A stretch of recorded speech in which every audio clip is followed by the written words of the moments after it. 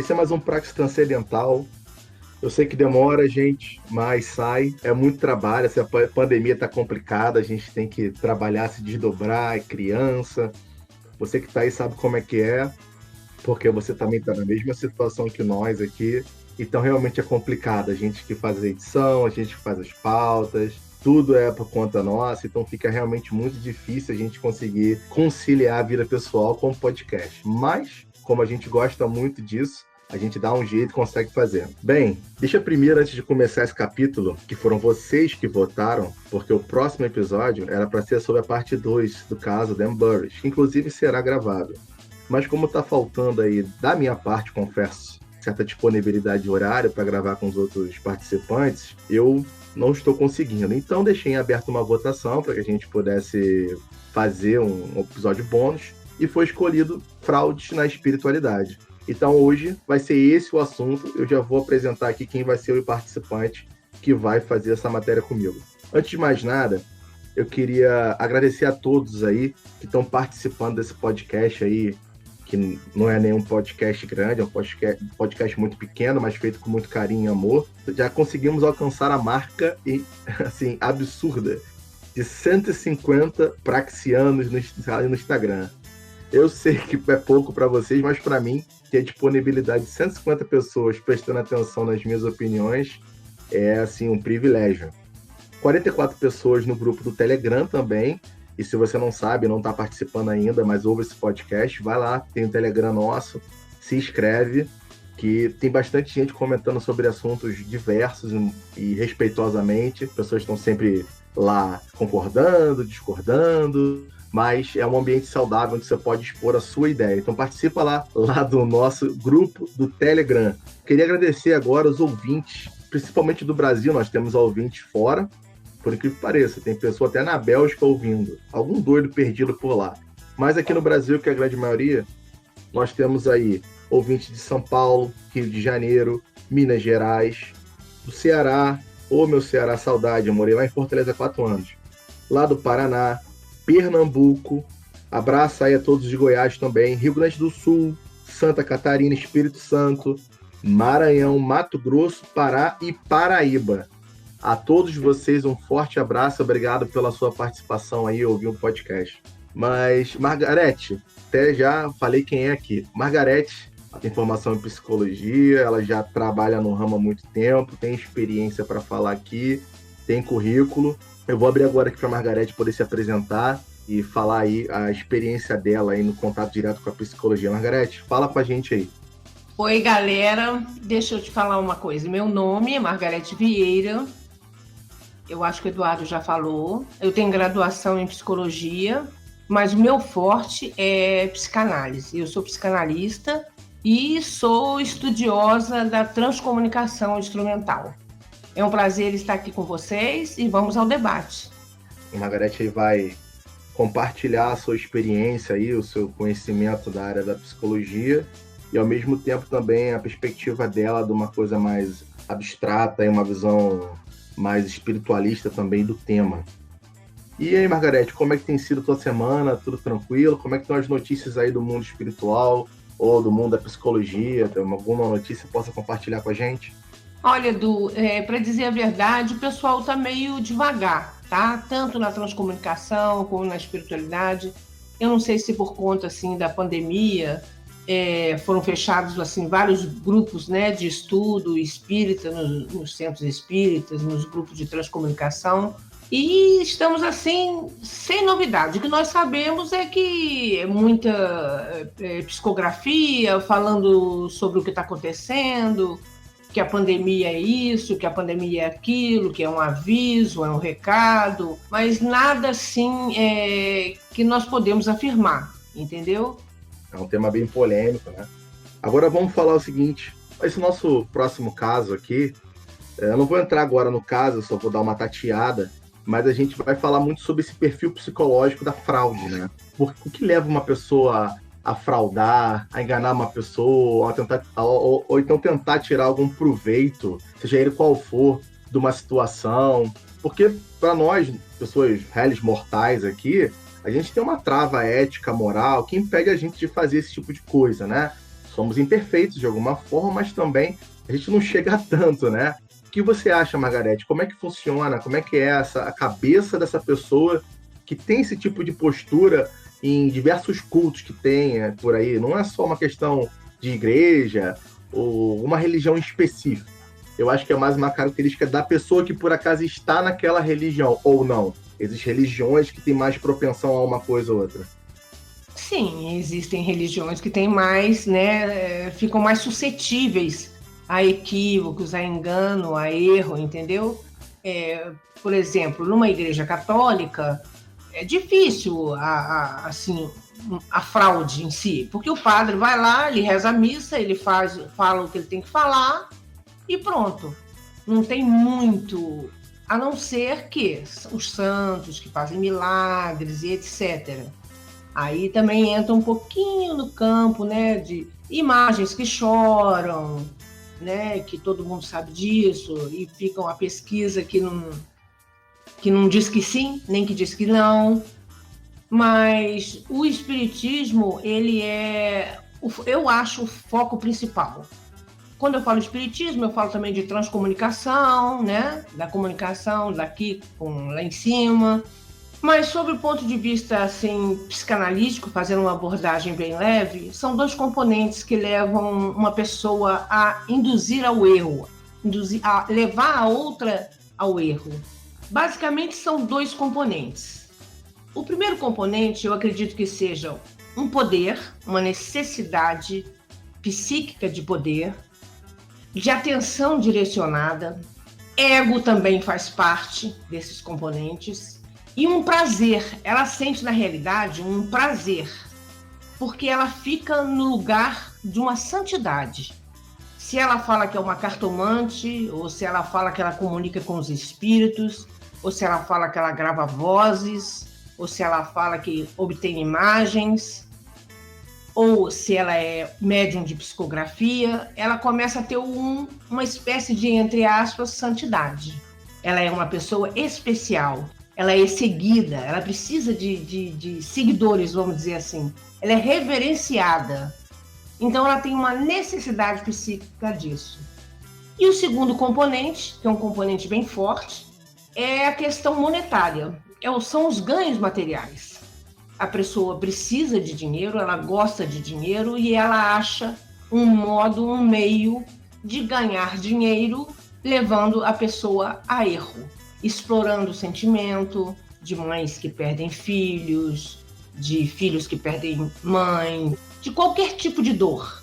Então elas ganham dinheiro. E isso já é uma coisa assim antiga, de muito tempo. Os médiums, já houve muitos médiums que cobravam consulta. Até hoje mesmo a gente vê nos jornais, trago o seu marido em 7 dias, traga o seu amor em 4. O pessoal gosta de vir fazer a leitura da mão? Gosto. Por quê? Pelo menos você dá uma palavrinha pra pessoa nisso. É. E ajuda espontânea. Cobra R$2 pra ver a mão. O Freud fala que, na visão dele, a pessoa pega uma verdade e transforma essa verdade em uma mentira. É a fraude. A verdade é, você tem comunicação com os espíritos? Vamos dar esse exemplo. Tem. Então, é uma verdade. Mas a pessoa transforma isso numa mentira. E é um problema de caráter, por conta desses dois componentes que eu falei anteriormente. Então, é muito comum a fraude. Aliás, o que é mais comum é a fraude. Em 100% de todas essas coisas que nós vemos na internet, ficamos sabendo, 80%, 70% são fraudes. 30% são verdadeiras. Então você está querendo dizer que isso já é uma coisa muito antiga, sempre aconteceu, não é uma novidade, talvez só tenha ficado mais evidente por conta das informações, né, da rede global de internet, aí tornou as coisas mais visíveis para o público no geral, né? Então parece que hoje é uma coisa que é mais volumosa, mas sempre aconteceu. E as pessoas tentam se utilizar dessa ferramenta da fé para conseguir ter esses ganhos aí, isso tudo banhado nessa leitura freudiana que a gente vai entrar mais específico agora. Mas antes de a gente começar a abordar um caso, inclusive eu acho que o próximo caso está bem descrito dentro do que você falou anteriormente, vamos fazer aqui um pulo para a vinheta aí. Solta a vinheta.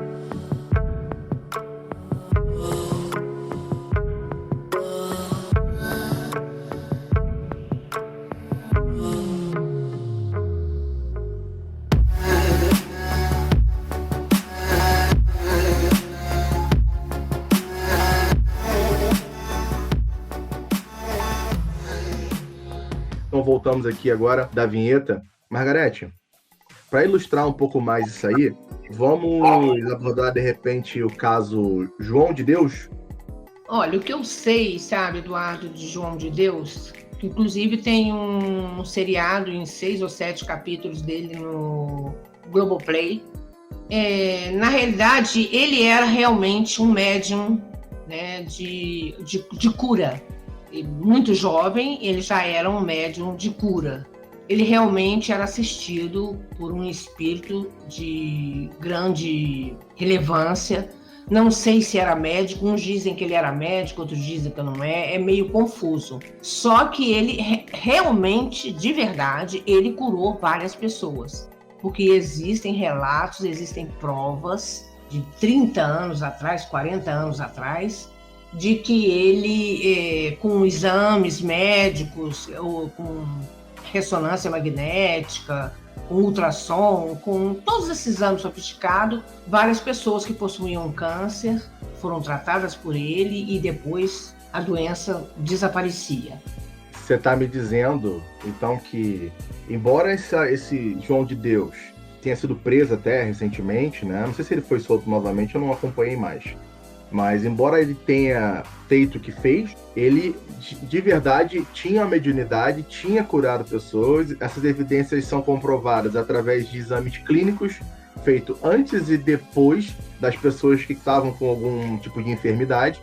Então, a pessoa chegava com a enfermidade lá, já tinha feito um exame, de repente era um câncer terminal, assim, estou dando um exemplo, não estou dizendo que efetivamente foi isso.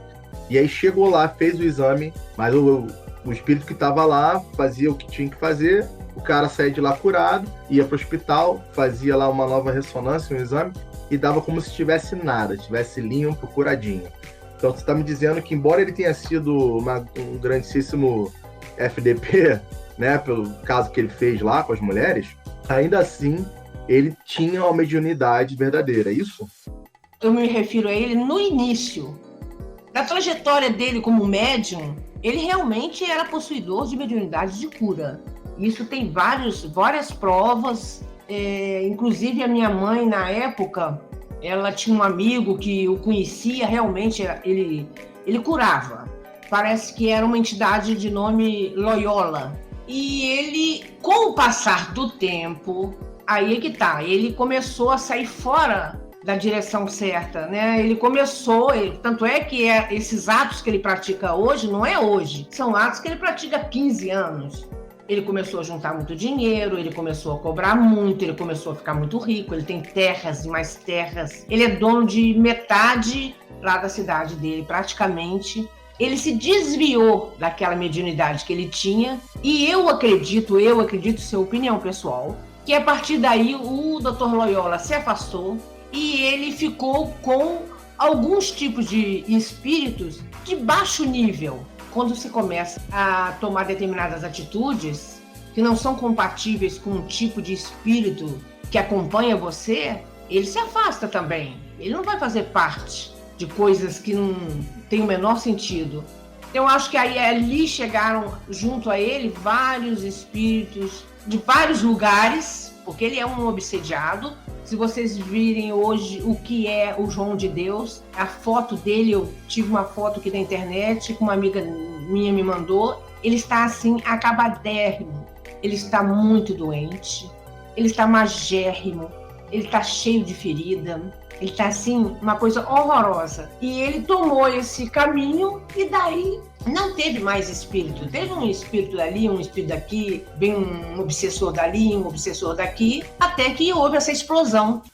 O que você está dizendo é que esse médium era portador de uma mediunidade real, de uma capacidade de cura, mas ele foi corrompido. E quando ele foi corrompido, ele se abriu para espíritos, chegaram junto e começaram a não só corrompê-lo, né? Porque o corrompimento, acredito, já é uma característica dele. É como se você já tivesse um problema e aí você abre para que esses espíritos venham a se aproximar de você, eles vão escancarar essa janela de imperfeição sua. Então não é só uma questão de culpa dos espíritos, na minha opinião, por favor. Os espíritos só ampliam o que já existe em você. Então foi isso que aconteceu com ele no final de vida, é isso? Na realidade, a mediunidade é de uma responsabilidade muito grande. Geralmente, os grandes médiums, eles têm muitos débitos. Então ele veio com essa alta mediunidade de cura, justamente porque ele, dentro dele, havia uma sementinha, vamos dizer assim, né, do mal. Ele não soube, quer dizer, entre aspas, aproveitar, porque ele poderia até hoje ser um grande médium de cura, como foi há tempos atrás. Mas a sementinha estava lá. Chegou um momento que ele fez a opção. Mas no caso dele, Marga, quais são as características psicológicas que a gente pode observar ali? Qual seria ali o caso clínico dele? Olha, me parece um distúrbio. Não é bem de personalidade, sabe? Eu não sei se bem um distúrbio de caráter, ou se... É muito difícil avaliar, porque, na realidade, eu nunca conversei com ele, entendeu? Então, fica muito difícil fazer uma avaliação só pelo que a gente tem aqui na internet. Ele fez isso, ele fez aquilo, mas me parece que ele tem um distúrbio sério de caráter e tem também alguma conflitiva intrapsíquica sexual, de cunho sexual. Porque, na verdade, se você analisar bem, ele é um homem milionário e ele pode ter a mulher que ele quiser. Ele pode pegar o avião dele, ir lá para a Itália, encontrar com uma mulher, fazer o que ele bem entende, voltar para o Brasil. Ninguém saberia. A mulher mais linda, a mulher mais bonita, a mulher mais jovem. Mas não é o caso. Mesmo com dinheiro, com todas as facilidades dele, você vê que ele tem um desejo diferente. O desejo dele é naquelas pessoas que estão fragilizadas, estão adoentadas, que estão procurando ele para poder ter uma cura, seja ela qual for, e daí ele se aproveitar daquele momento de fragilidade e ter atos libidinosos com essa pessoa. Me parece que, segundo testemunhas, né, relatos das pessoas que foram testemunhas, mulheres, ele falava coisas tipo: toca meu órgão, alguma coisa assim, que vai te curar, entendeu? Então você vê que aí tem um distúrbio. É um caso muito sério, né? É porque eu tô num podcast, né? Mas se estivesse numa mesa em aberta aqui, você ia ver os adjetivos maravilhosos que eu falaria sobre ele. O pessoal gosta de vir fazer a leitura da mão? Gosto. Por quê? Pelo menos você dá uma palavrinha pra pessoa nisso. E ajuda espontânea. Muito Cobra bem, R$2 pra ver a mão.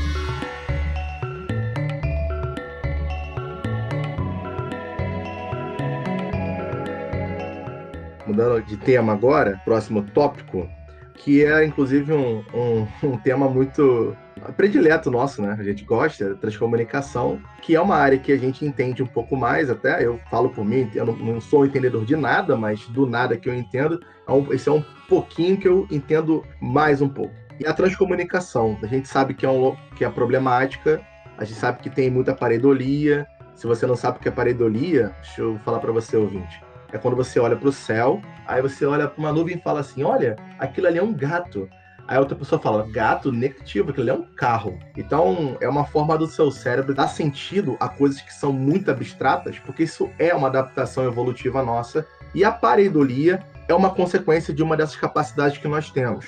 E a transcomunicação instrumental, se você não conhece o que é, eu recomendo que você vá lá no meu primeiro episódio, que é sobre transcomunicação. A Sueli Raimundo faz uma apresentação maravilhosa sobre isso. Vai lá, escuta, depois volta aqui que você vai entender melhor sobre o que a gente está falando agora.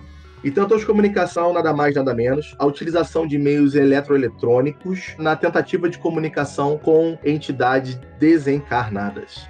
Esse é o resumo do que seria a transcomunicação. Margarete agora vai falar pra gente um pouco do que se tem de fraude na transcomunicação, que não é pouco. Né, Margarete? Fala pra gente aí. No início, há uns 15 anos atrás, 18 anos atrás, não era muito foco de fraude, não. Mas, como nós estamos agora na era, né, da internet, as coisas ficam muito mais fáceis para serem fraudadas. Todas as informações que você quer saber estão na internet. Não tem jeito.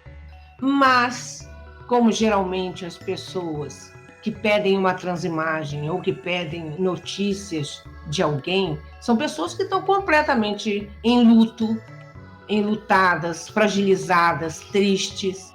Então, se você apresentar qualquer coisa para ela, ela vai acreditar, porque é uma necessidade dela para poder amenizar a dor dela. Isso vai fazer a dor dela diminuir muito.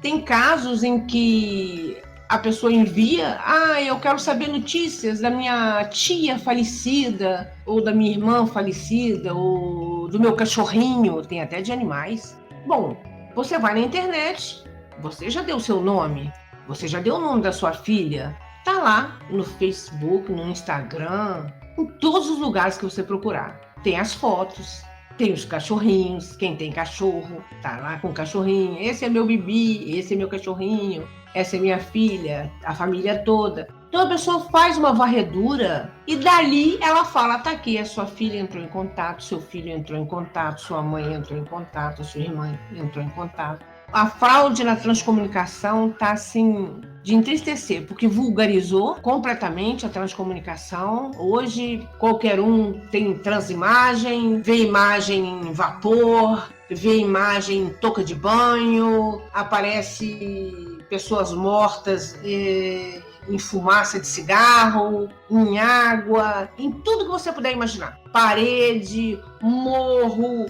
Então, eu acho que chegou num ponto que vai ter que refazer a transcomunicação, porque está muito feia a história da transcomunicação agora. Ela está muito desmoralizada. Mas você acha que, pelo fato da transcomunicação ser uma área que lida diretamente com a perda dos entes queridos, então as pessoas acabam pegando o que está ali, abraçando o que tiver, porque o mínimo que ela tiver de conforto que ela puder ter, ela vai ter para apartar a dor.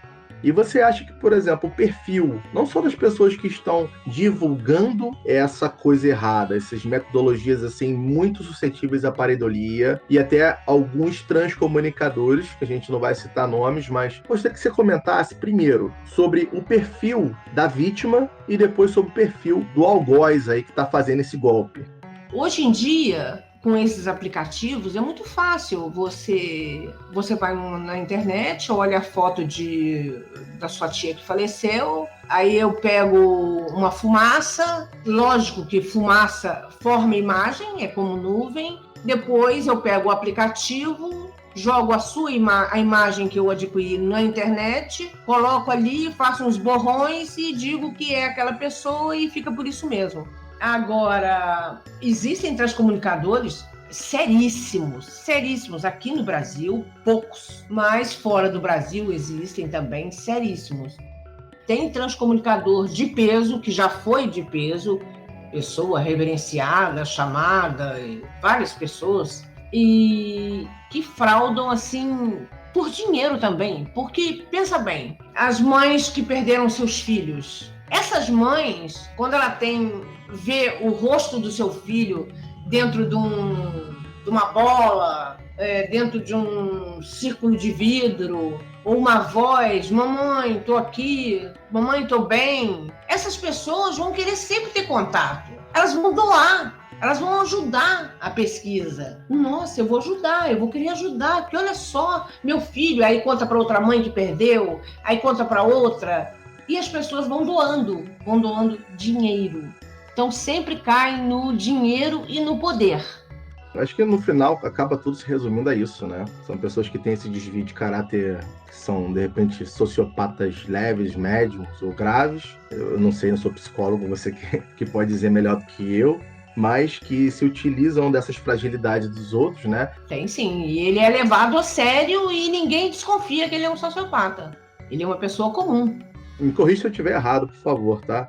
Acho que a última vez que eu li sobre, era como se, assim, o sociopata, ele é uma pessoa comum como nós, só que ele não tem aquelas travas morais, éticas, que nós temos. Por exemplo, se você for contar uma mentira, você é uma pessoa normal, você vai contar uma mentira, você pode ficar ruborizado. O medo de ser descoberto pode ocasionar em você alguns comportamentos, como afinamento da voz, né? Você tem uma leitura corporal ali que você pode começar a olhar para um lado, o seu pé pode estar apontando não para a direção de quem está falando, mas para a direção em como se estivesse querendo sair dali para não ser confrontado. Tem toda uma leitura corporal ali que um especialista consegue deduzir de forma mais rápida e mais fácil quando a pessoa está mentindo. Agora, o sociopata, ele não tem esses tipos de travas. Então, ele não se sente mal quando ele está falando uma mentira, ele não tem medo de ser pego, então ele não vai, em consequência, demonstrar essas características que eu falei agora. E aí fica mais difícil de você detectar se ele está mentindo ou não. Não é isso ou falei besteira? Não, você está certíssimo, Eduardo. Você fez uma definição muito exata do que é o sociopata. Agora, uma coisa que eu quero chamar a atenção é as pessoas que se interessem pela transcomunicação, para elas ficarem bem atentas, observarem tudo que se diz respeito à transcomunicação, pessoas que têm site, pessoas que têm no Facebook, páginas de transcomunicação, para vocês observarem bastante as imagens, sabe? Com critérios críticos, já começa a olhar com olhar crítico, sabe? Porque a primeira coisa que você tem que ter é dúvida. Só a dúvida leva você ao acerto.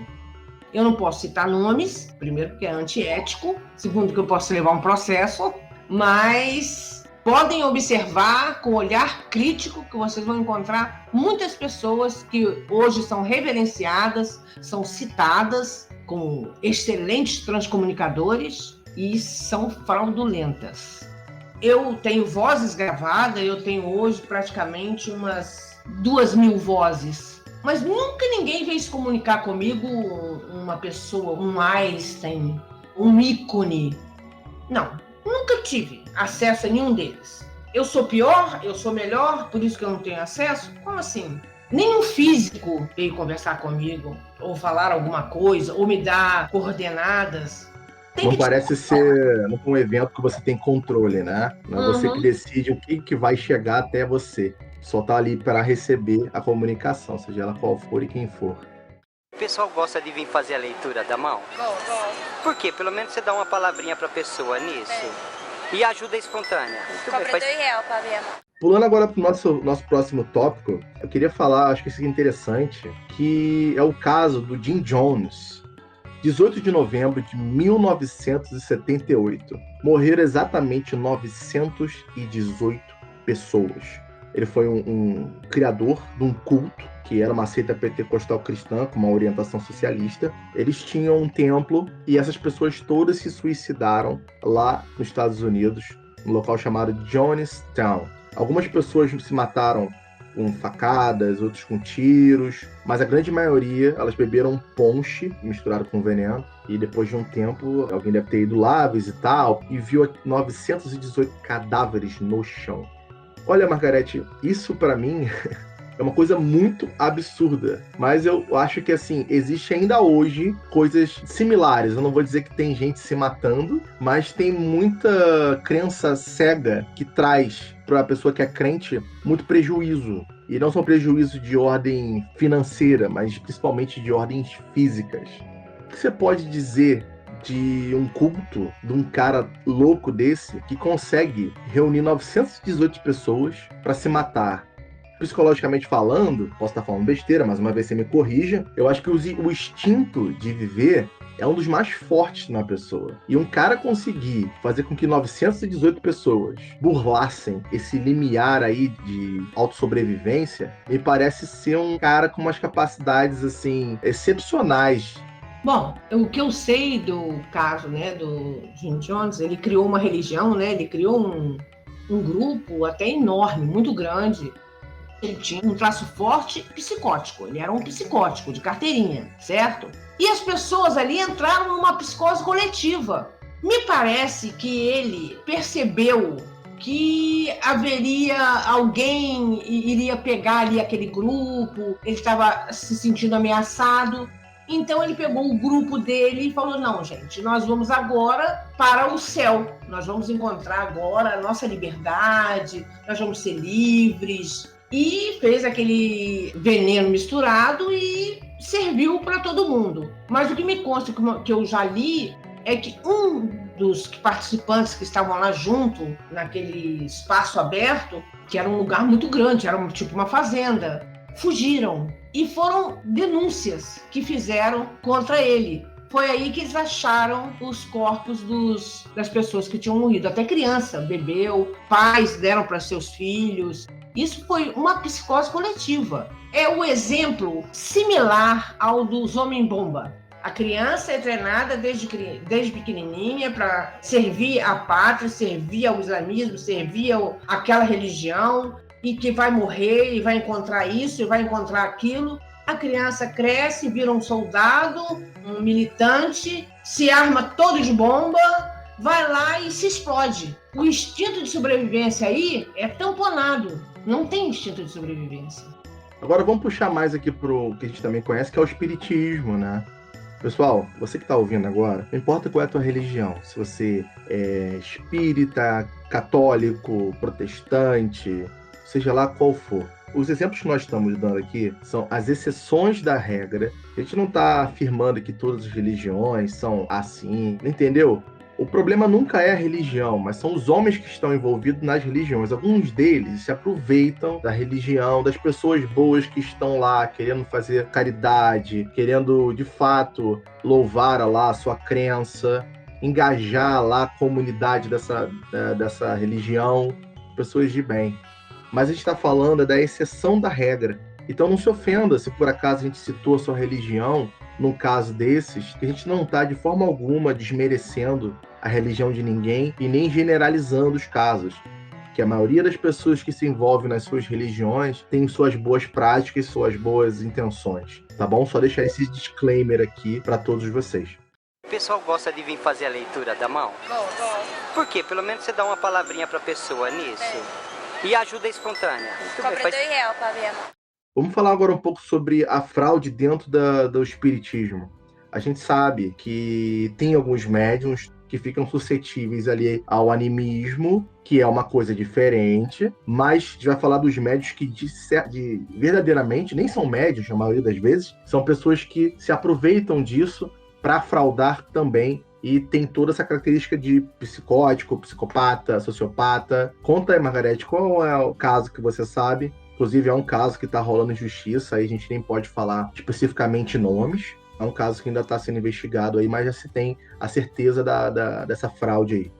Me parece que o Ministério Público já tem provas suficientes de que ele era um médium de psicografia. Ele se auto-intitulava médium de psicografia, no caso. Ele dizia que ele era médium de psicografia, ele psicografava. Então ele falava nomes, nome de cachorro, nome da fulano. O que ele fazia, na verdade, além dele pesquisar na internet todos os dados da pessoa, e ele era muito assertivo na psicografia dele, a margem de erro dele era de 10%, 5%, porque toda psicografia, toda comunicação, ela tem uma margem de erro, de interpretação, de falha, não tem ninguém 100%, mas o acerto era, assim, impressionante. E vou abrir até um parêntese, o único médium de psicografia que eu conheço e que realmente era 100% era o Francisco Cândido Xavier. Aquele ali não tinha a menor dúvida, não tinha internet, não tinha como ele saber de nada, não tinha Instagram, não tinha rede social, e ele realmente era 100% de acerto, 100% de acerto. E esse médium, alguém começou a desconfiar. Ele começou a ficar muito famoso, as pessoas procurando, fazendo doações, e ele abriu um grupo espírita, vinha gente de tudo que é lugar, e era muito assertivo. E teve 2 ou 3 pessoas, me parece, que começaram a desconfiar.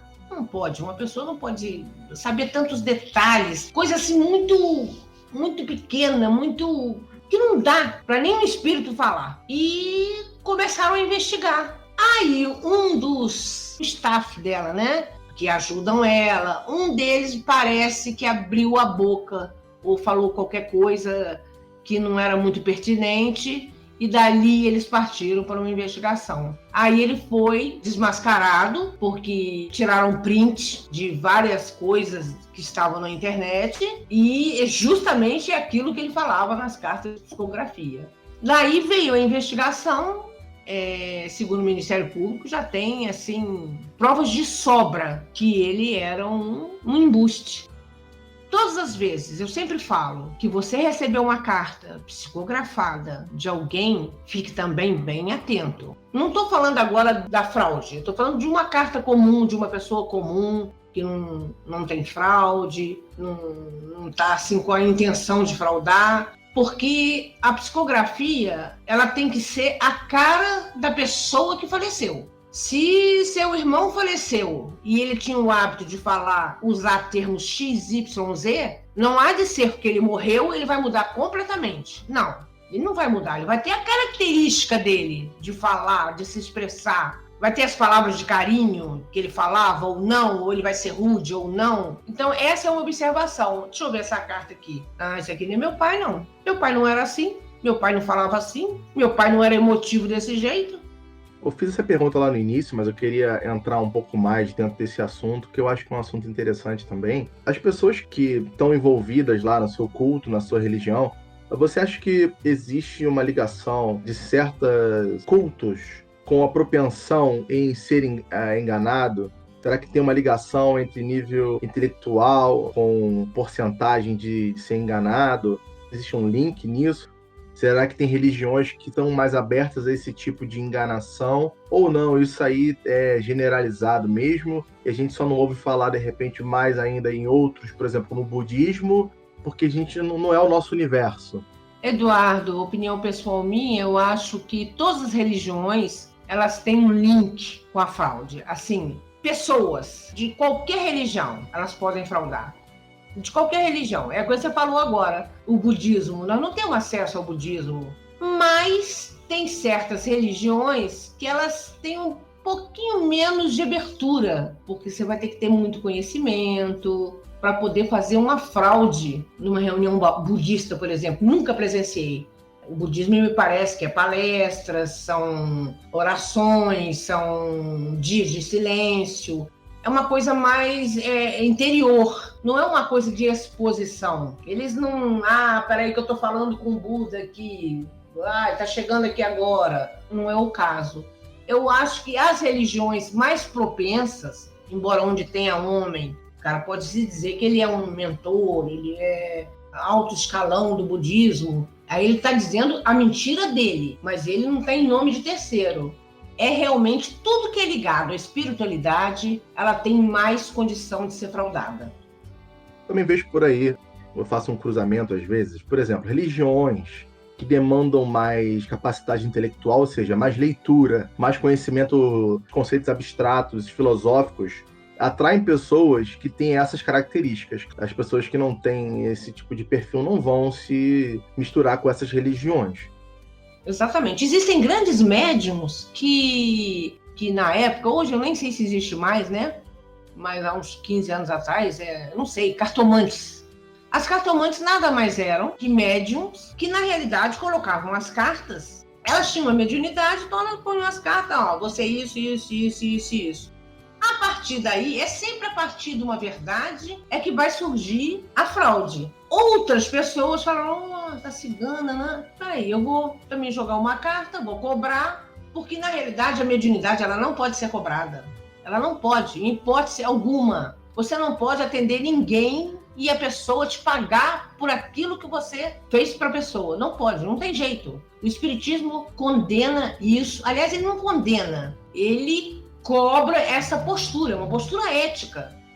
Se você vai pedir uma ajuda, vamos supor, num centro de umbanda, vamos dizer um preto velho ou um caboclo, você não vai acabar de um passe ou de uma consulta, tirar R$50 do bolso e pagar ele.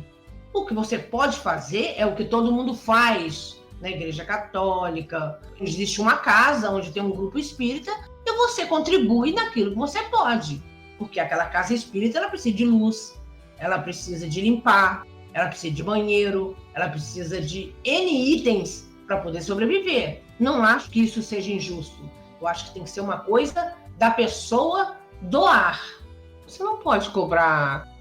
Aqui tem um pedaço do manto do não sei quem, e esse manto é sagrado, aí eu vendo ele por R$100. Uma água benta por R$50. Uma água do Rio Jordão por não sei quanto. Isso já é um embuste, isso já é mentira. Não funciona assim, não funciona. A mediunidade, o Chico Xavier sempre falava, a mediunidade, ela é um dom que ela recebe de graça. Então ela tem que passar da mesma forma para as outras pessoas. O pessoal gosta de vir fazer a leitura da mão? Gosto. Por quê? Pelo menos você dá uma palavrinha pra pessoa nisso. E ajuda espontânea. Muito Cobra bem, faz... R$2 pra ver a mão.